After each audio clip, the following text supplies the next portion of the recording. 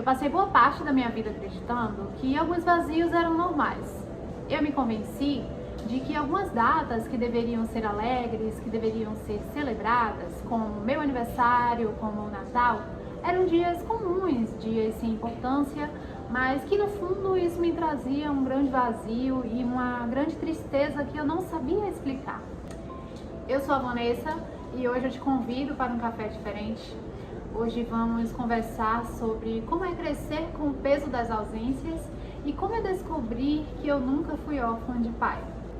Por muito tempo eu vivi achando que a minha existência era apenas um detalhe. Na minha infância não tinha o costume de celebrar datas comemorativas, como aniversário, Natal, e eu não falo isso de uma forma como se fosse um julgamento, mas fazia parte da minha realidade, era a minha realidade. Mas crescer sem esse marcar de tempo me trouxe consequências, me trouxe um vazio e toda vez que chegava o meu aniversário, ao invés de eu celebrar, era como se eu não me sentisse especial ou com algum valor. Soma-se a isso o fato de que eu nunca tive um lugar para chamar de meu, um espaço, o meu território.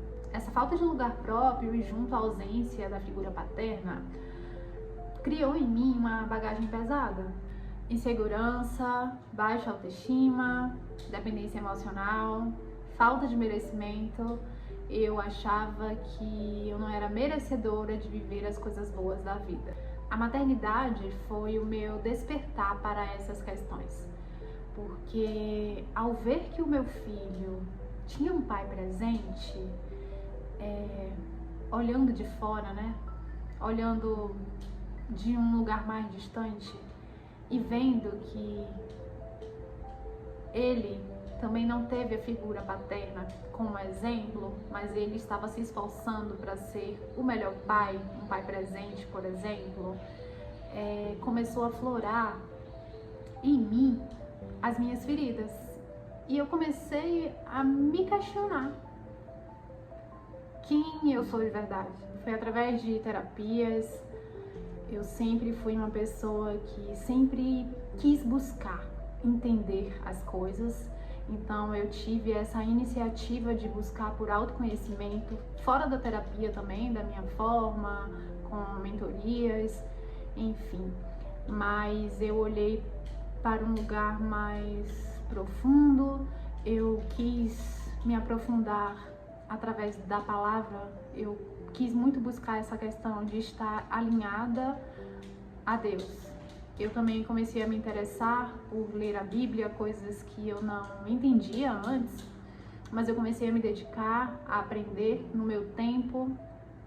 Eu comecei a perguntar para Deus com o porquê das coisas, o porquê dos sentimentos e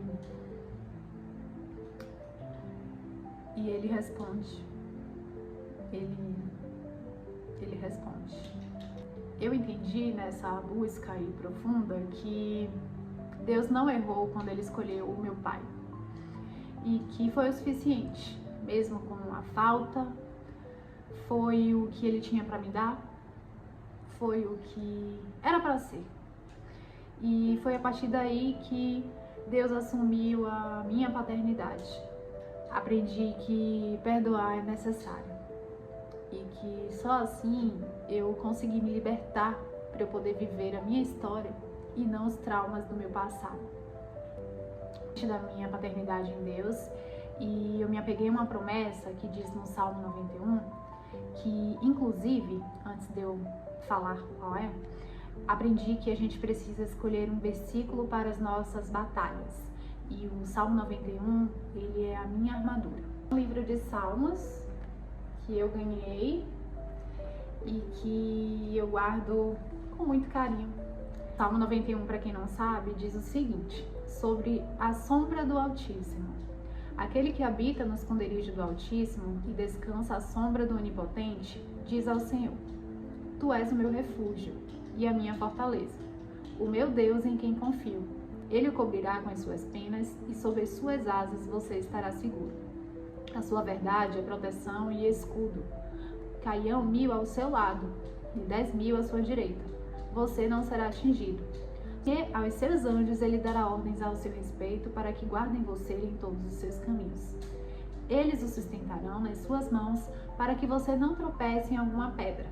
Deus diz: porque a mim se apegou com amor.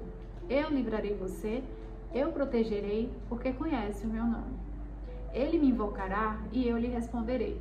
Na sua angústia, eu estarei com ele. Eu livrarei e o glorificarei. Saciá-lo com longevidade e lhe mostrarei a minha salvação. Esse salmo me deixa muito emocionada, porque eu sinto que ele fala claramente comigo. É sobre coragem, é sobre eu ir pra vida realmente, sabe? Então não importa se antes eu não tinha um lugar. Eu habito na sombra do esconderijo do Altíssimo e hoje eu tenho um lugar seguro. Eu sou filha amada. A nossa história não define o nosso fim. Ela é apenas uma parte de onde Deus quer que a gente esteja. Se você também está na busca por essa identidade, se inscreve aqui e vamos terminar essa conversa? Até o próximo café.